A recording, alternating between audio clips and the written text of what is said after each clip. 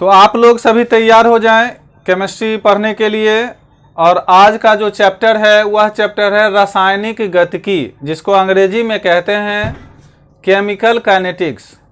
तो आप बिहार बोर्ड के भी या हिंदी मीडियम बोर्ड के अगर छात्र हैं तो आपको भी बोलना है केमिकल काइनेटिक्स, कभी कभी केमिकल काइनेटिक्स भी बोलना है और कभी कभी आपको बोलना है रासायनिक गतिकी, दोनों बोलना है। तो ज़्यादातर हिंदी मीडियम के छात्र भी केमिकल काइनेटिक्स ही बोलते हैं और रासायनिक गतिकी भी बोलते हैं, लेकिन कम बोलते हैं क्योंकि बोलने में आसान केमिकल काइनेटिक्स भी होता है, समझ में आ जाता है, क्योंकि केमिकल का मतलब रासायनिक और काइनेटिक्स का मतलब गतिकी। इसमें हम आपको बता दिए हैं रासायनिक गतिकी की परिभाषा एवं कारण। पहला पॉइंट आपका डिस्कस हो चुका है। दूसरा पॉइंट है रासायनिक अभिक्रियाएं, केमिकल रिएक्शंस, इसमें बताए थे छोटा सा पॉइंट्स। फिर तीसरा पॉइंट है अभिक्रिया का वेग, जिसको कहते हैं रेट ऑफ रिएक्शंस। चौथा है औसत वेग, जिसको कहते थे एवरेज रेट। और आज होगा आपका तात्क्षणिक वेग, जिसको इंग्लिश में कहते हैं इंस्टेंटेनियस रेट। तो इस टॉपिक को आज 5वां टॉपिक चलेगा। 4 पॉइंट आपका पहले से हो चुका है, तो आज 5वां पॉइंट पहले टॉपिक लिख लेंगे।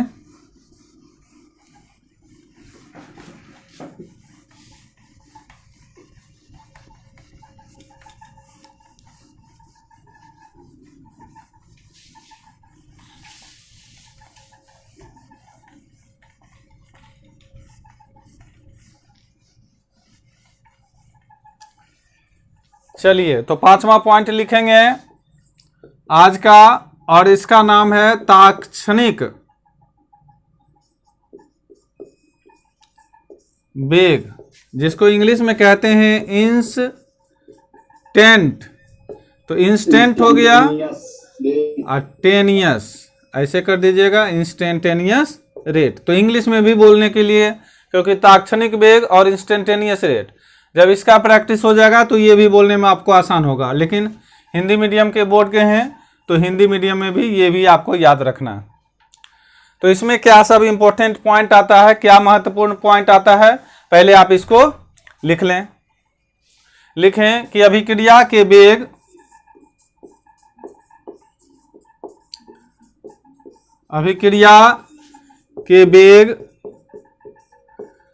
निर्धारित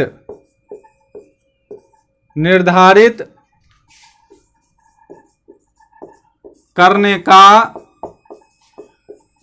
एक अच्छा उपाय यह है कि समय अंतराल को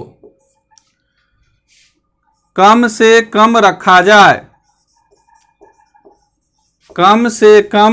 जाए।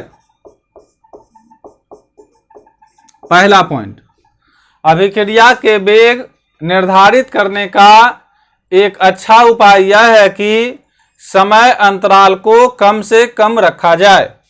तो ये लिख लीजिए। हो गया सर। लिख लिए। समय अंतराल पहला पॉइंट में आप लोग याद रखेंगे, समय अंतराल को कम रखना है। अब इसमें एक ग्राफ खींचना है, किसके किसके बीच, तो लिखेंगे समय और अभिकारक के सांद्रण के बीच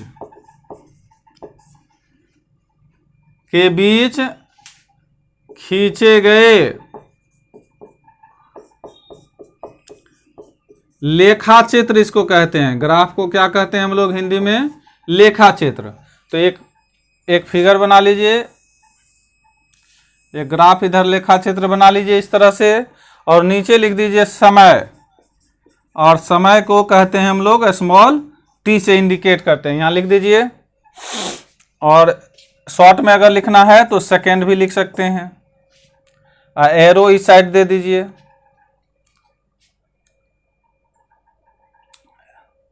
लिख लिए। इस साइड में लिख दीजिएगा इस तरह से सांद्रण, और सांद्रण होता है किसमें, तो मोल पर लीटर, ब्रैकेट में लिख दीजिएगा मोल पर लीटर, लीटर पर -1 पावर दे दीजिएगा, ये हो गया लीटर और पावर 1, ब्रैकेट बंद कर दीजिएगा। समझ गए? लिख लीजिए, ग्राफ बना लीजिए।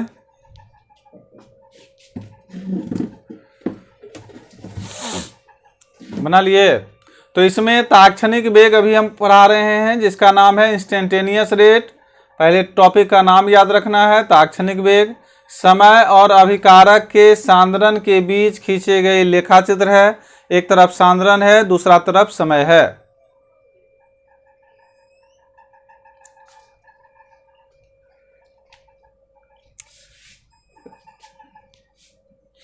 लिख लिए?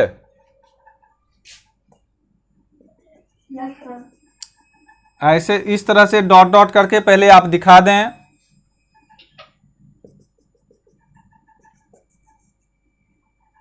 इसके बारे में मैथमेटिक्स अगर आपका मजबूत होगा, और सांद्रण को हम लोग आपको पहले से बता चुके हैं कि इसका इंडिकेशन क्या होता है, सिंबल, तो सिंबल भी सी लिख लेंगे।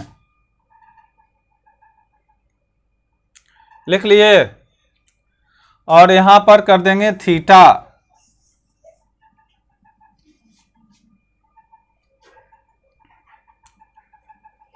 और जैसे तरह से समय में इस तरह एरो दिए, इसमें समय इसमें कर दीजिएगा एरो आप अपवार्ड की तरफ, ऊपर की तरफ। तो ये समय और सांद्रण के बीच का ग्राफ है। अब इसमें क्या सब फॉर्मूला है, क्या कॉन्सेप्ट है, वो लिखेंगे। बना लिए? Yes sir. सभी लोग बना लिए? Yes sir. चलिए, तो समय और अभिकारक के सांद्रण के बीच जो ये सांद्रण है, ये आपको इसके बारे में ग्राफ ऐसा होता है। अब इस बात को समझने के लिए मैथमेटिक्स के तरफ चलें। यहाँ जैसे ही थीटा बीटा आएगा तो फिर बात आपका चला जाएगा किधर, मैथ के तरफ। तो आइए मैथ से समझने की कोशिश करते हैं। वेग बराबर डेल सी आपको पढ़े हैं, डेल कॉन्सेंट्रेशन ऑफ सी इसको पढ़ते हैं, और बाय डेल टी, डेल इसको पढ़ेंगे, इसको इस त्रिभुज को हम लोग डेल पढ़ेंगे, DELL, डेल। डेल माने change of concentration by change of time इसको कहते हैं। लेकिन शॉर्ट में आपको बोलना है डेल सी और डेल टी। तो बोलने के लिए अब आपको आ गया कि डेल सी बोलना है और क्या बोलना है, डेल टी बोलना है। सबसे पहले तो बोलने के लिए भी आना चाहिए। तो डेल सी और डेल टी, तो लिखते जाएंगे। यदि समय अंतराल अत्यंत न्यून हो, अगर समय अंतराल अत्यंत न्यून हो तो वेग को निम्नलिखित प्रकार से हम व्यक्त कर सकते हैं। निम्नलिखित का मतलब हम नीचे लिखने वाले हैं। निम्नलिखित प्रकार से व्यक्त कर सकते हैं। तो किस प्रकार से कर सकते हैं? पहले तो हम इस तरह से करते थे, अब करेंगे वेग बराबर del concentration of C by del T, ऐसे लिखेंगे। और डी इस तरह से लिखेंगे स्मॉल में, और डी टी लिखेंगे, D concentration of C by D T, D बड़ी bracket C by D T,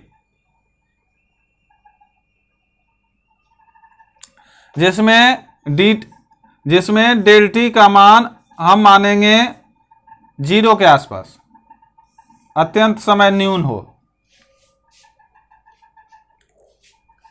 लिख लिए? तो ऑब्जेक्टिव क्वेश्चन जब बनवाएंगे तो डायरेक्ट यही सब फॉर्मूला ही रहेगा। वेग में बताइए कैसा होगा, तो ऑब्जेक्टिव क्वेश्चन जिस तरह से आपको इलेक्ट्रोकेमिस्ट्री का क्वेश्चन बनवा रहे थे और उसमें बहुत सारा क्वेश्चन फॉर्मूला पर ही था कि यह फॉर्मूला किसका है, तो इसी तरह से इसमें भी फॉर्मूला रहेगा और आपको जस्ट 1-2 दिन के अंदर ही इसका क्वेश्चन तैयार हो रहा है, 1-2 दिन लगेगा अभी। तो इसका क्वेश्चन भी आपको क्या होगा, आपको धीरे धीरे क्या करना है, बनाते जाना है ऑब्जेक्टिव, और ऑब्जेक्टिव जहां मजबूत हुआ तो सब काम आपका आसान हो जाएगा। अब लिखेंगे समय के जिस क्षण में हम अभिक्रिया का वेग ज्ञात करना चाहते हैं, उस क्षण के संगत वक्र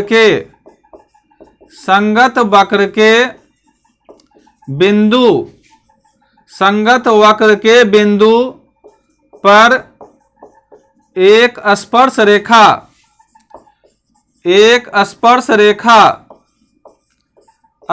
रेखा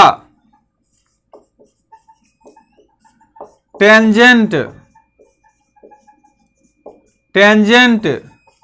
खींची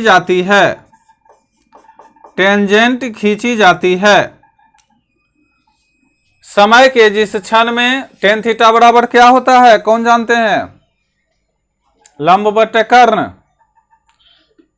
नो सर, तो लंब बटा आधार। लंब बटे आधार होता है। Yes sir. सभी लोग सहमत हैं? सनी कुमार, टेन थीटा बराबर लंब बटा आधार होता है सर। टेन थीटा बराबर होता है लंब बटे आधार। और कोई बोलेंगे? लंब भी रहे न रहे सर, हम कन्फर्म हैं। कम से कम 1-2 का ले लीजिए सपोर्ट। समय के जिस क्षण में हम अभिक्रिया का वेग, चलिए सब सही कह दिया। समय के जिस क्षण में हम अभिक्रिया का वेग ज्ञात करना चाहते हैं, उस क्षण के संगत वक्र के बिंदु पर एक स्पर्श रेखा कैसा खींचा जाता है? टेंजेंट खींचा जाता है, जिसमें क्या होता है? Tan theta. साइन थीटा बराबर क्या होता है?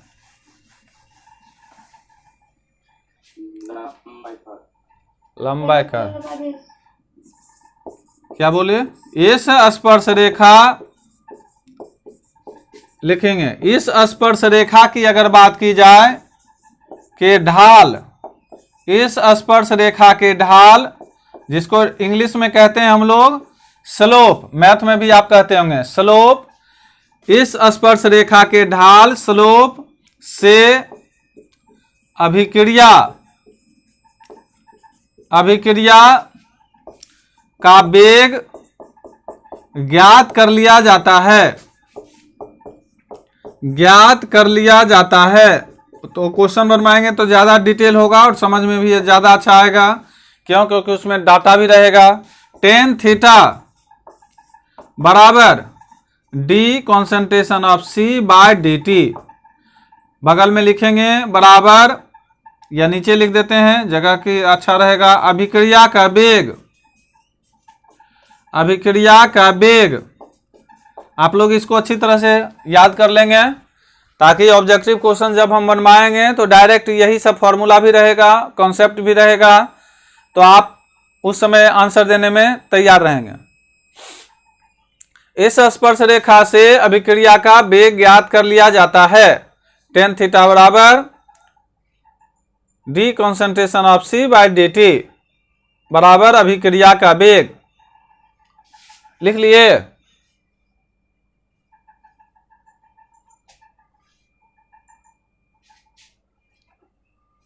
Yes.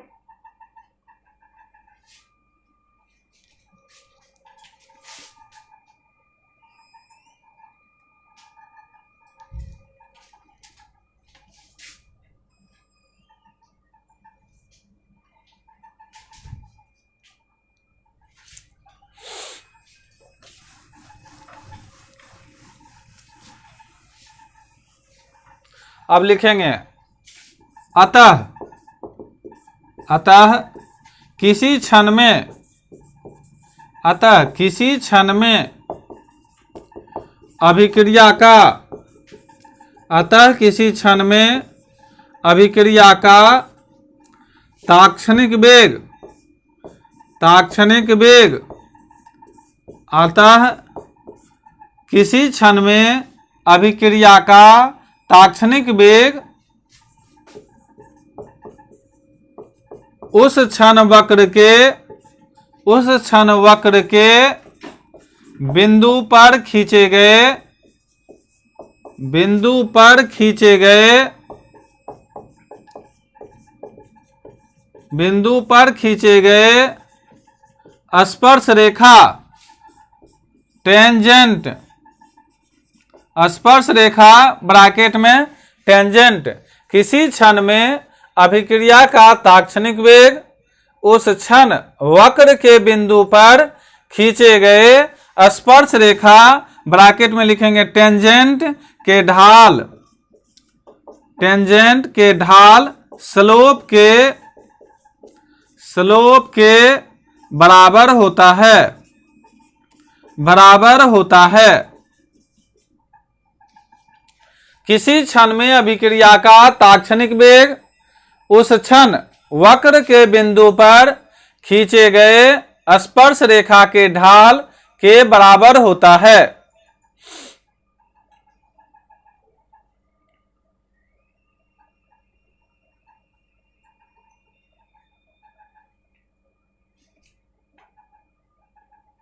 लिख लिए?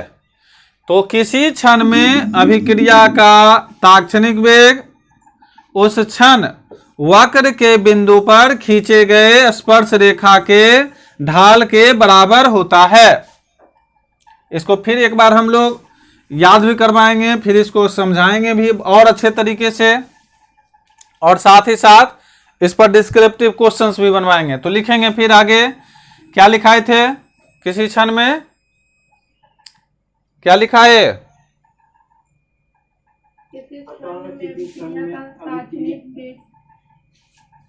तात्क्षणिक वेग उस क्षण के बिंदु पर खींचे गए स्पर्श रेखा के ढाल बराबर होता है। अब लिखेंगे अभिक्रिया, अभिक्रिया के वेग प्रायः, अभिक्रिया के वेग प्रायः तात्क्षणिक, तात्क्षणिक वेग के रूप में, वेग के रूप में व्यक्त किया जाता है। मैथमेटिकल थोड़ा है तो थोड़ा थोड़ा धीरे धीरे मैथमेटिक्स भी इसमें समझना होगा। डिफरेंशिएशन और पढ़े हैं कुछ कैलकुलस कि नहीं पढ़े हैं? a+2b रिवर्सेबल रिएक्शन का इंडिकेशन यहां देंगे, c+2d लिखेंगे। अभिक्रिया के वेग प्रायः तात्क्षणिक वेग के रूप में व्यक्त किया जाता है। a+2b रिवर्सेबल रिएक्शन लिखिए c+2d।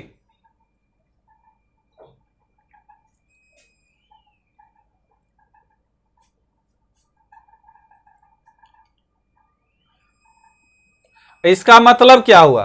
a यहां लिखा हुआ, यहां 2b लिखा हुआ, यहां c लिखा हुआ, यहां 2d लिखा हुआ, तो इसका क्या मतलब हुआ? यहां पर a लिखा हुआ है, यहां 2b लिखा हुआ है, यहां c लिखा हुआ है, और यहां क्या लिखा हुआ है? 2d लिखा हुआ। तो इसका क्या मतलब हुआ कि अगर कहीं a लिखा हुआ हो और यहां पर लिखा हुआ है 2b और यहां लिखा हुआ हो c और यहां क्या लिखा हुआ हो? 2d, दो बार आप नहीं लिखेंगे। अगर ऐसा लिखा हुआ हो तो क्या करते हैं आप? तो लिखेंगे कि इस अभिक्रिया में, इस अभिक्रिया में b के विलुप्त होने, b के विलुप्त होने का वेग, b के विलुप्त होने का वेग a के विलुप्त होने, a के विलुप्त होने ए के विलुप्त होने के वेग के दुगना है। अब देखिए इसका मतलब क्या हो गया कि इस अभिक्रिया में बी का जो विलुप्त होने का वेग है ए के विलुप्त होने के वेग का क्या है, ये दुगना है। डायरेक्ट दुगना दिख रहा है। और इसी बात को लैंग्वेज में हम लिखे कि इस अभिक्रिया में बी के विलुप्त होने का वेग ए के विलुप्त होने के वेग का दुगना है। दूसरी ओर ये तो पहला इस साइड का हुआ। अब दूसरा साइड में क्या इसका लिखेंगे, C+2D के लिए, C+2D के लिए क्या लिखेंगे, तो दूसरी ओर इसको कहते हैं हम लोग प्रतिफल। इसको क्या कहते हैं, प्रतिफल। तो लिखेंगे प्रतिफल C के बनने का वेग, C के बनने का वेग, C के बनने का वेग ए के विलुप्त होने के वेग के बराबर, होने के वेग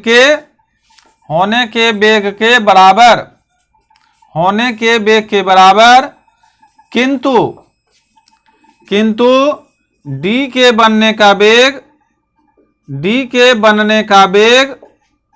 किंतु D के बनने का वेग B के विलुप्त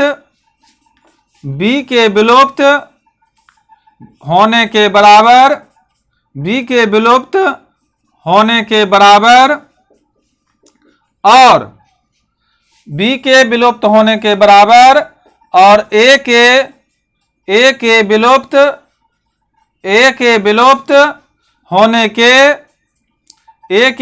होने के वेग का दो गुना है।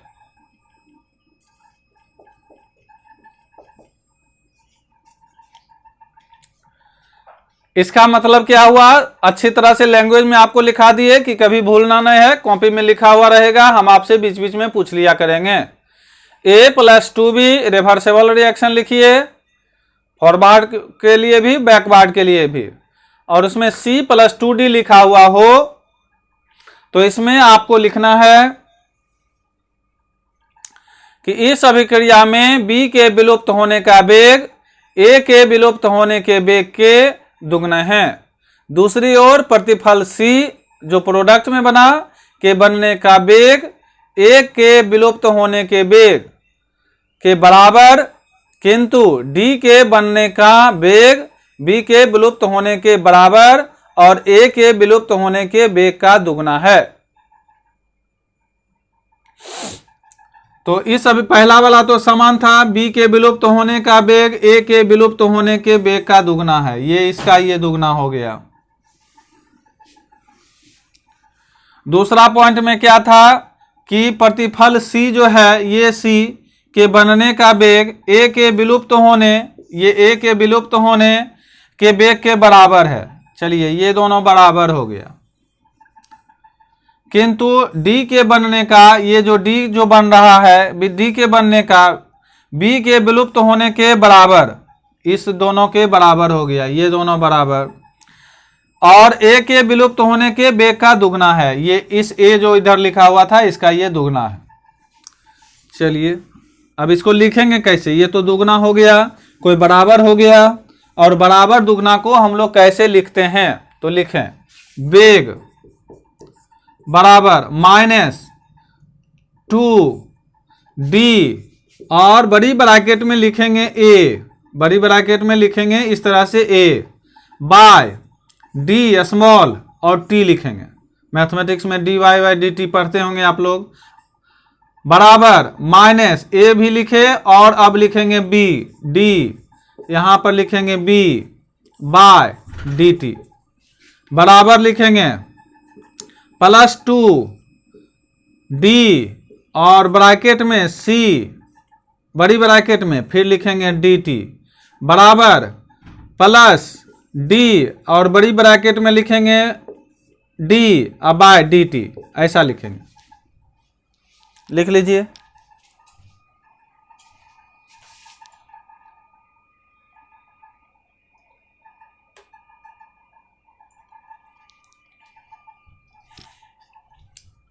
लिख लिए?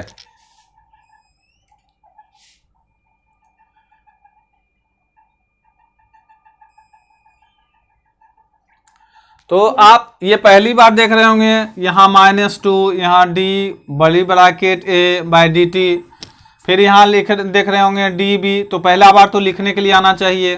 -2 यहाँ है, यहाँ +2 है, यहाँ माइनस है और यहाँ प्लस है। दोनों में इसमें देखिए माइनस है और इस दोनों में देखिए यहाँ पर क्या है, प्लस है। यहाँ पर a है, यहाँ b है, यहाँ c है, यहाँ d है। चारों में d d d d है, नीचे में dt dt dt dt। तो थोड़ा बहुत आपको इसमें याद रखना है, समझना है। धीरे धीरे 3-4 बार हम लोग लिखेंगे। अभी जस्ट थोड़ी ही देर में लिखेंगे और क्वेश्चन जब बनवाएंगे तो उसमें भी लिखेंगे। तो आपको धीरे धीरे बोलने भी आ जाएगा, लिखने भी आ जाएगा, समझने भी आ जाएगा। अब लिखेंगे ये हो गया वेग। इसी प्रकार बगल में लिखेंगे, इसी प्रकार सामान्य अभिक्रिया, इसी प्रकार सामान्य अभिक्रिया, कोई सामान्य अभिक्रिया के बारे में अगर लिखना है हमको small a capital A plus small b capital B, product के तरफ लिखेंगे small c capital C plus small d और कैपिटल D के लिए क्या लिखेंगे। अगर इस तरह का रहेगा तब क्या लिखेंगे, यहाँ 1 2 है तब तो ठीक है। अगर ऐसा रहेगा तब क्या लिखेंगे, वेग में, वेग में तब क्या लिखेंगे, तो लिखेंगे 1/a, यहाँ इस a को नीचे कर देंगे और d और बड़ी ब्रैकेट में लिखेंगे a। अब